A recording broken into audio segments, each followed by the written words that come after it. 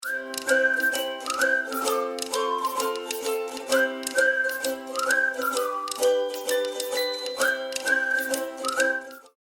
guys, how are you doing? I hope you all have watched the preliminary competition of Miss Universe pageant and the national costume as well.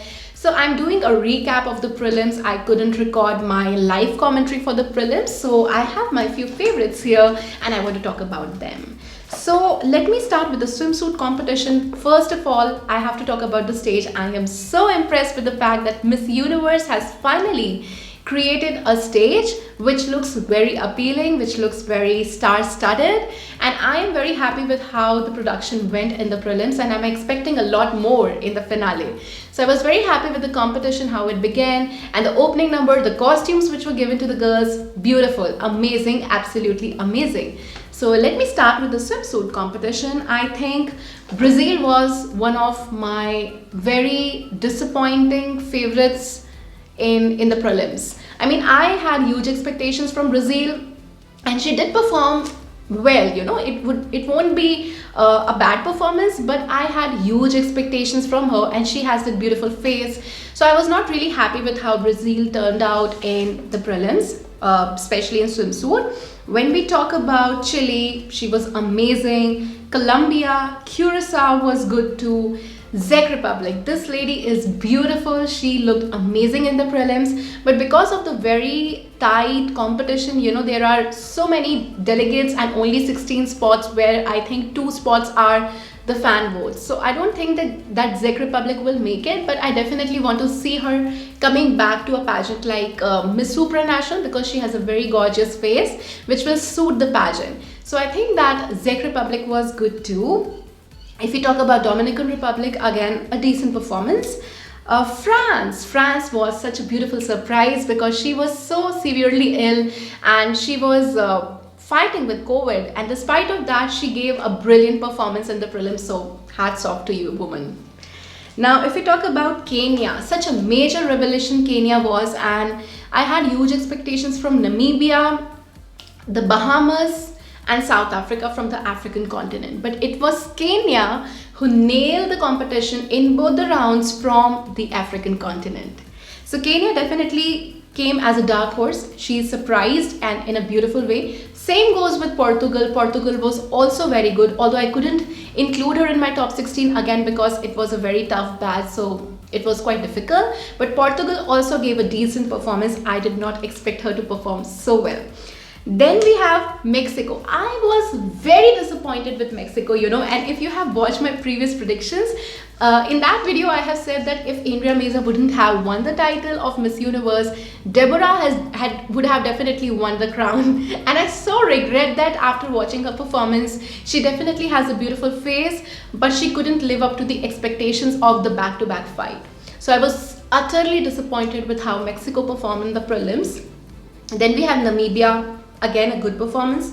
Paraguay was very good when it comes to swimsuit competition. She nailed it. I was not very much impressed with her evening gown performance because somehow she was a little bit over the top for me. So I was not that impressed with her in the evening gown round. Philippines, beautiful performance. We have Puerto Rico. Puerto Rico. If you remember my previous video, you know, I have said that she looks quite exhausted in many of the pictures and at many places, but this time Puerto Rico lived up to the expectation. She was very lively, very spontaneous, loved her energy. Then we have South Africa. South Africa, again, a great performance, but I would say that since we have seen so wonderful and magnificent performances from South Africa, like if you talk about Zosie, you talk about Demi, you talk about Tamarine, you know, you have huge expectations from the sash like South Africa. So I feel that this time Lalila was beautiful, but I could not see that winning spark in her. So that was my only concern. Spain, amazing performance, definitely deserved to win it. Then we have India. Oh my god, I was so impressed with how beautifully Harnaz has taken over the runway. Harnaz, I did not really expect you to do so well. I mean, it was a winning performance. You nailed it. You nailed it.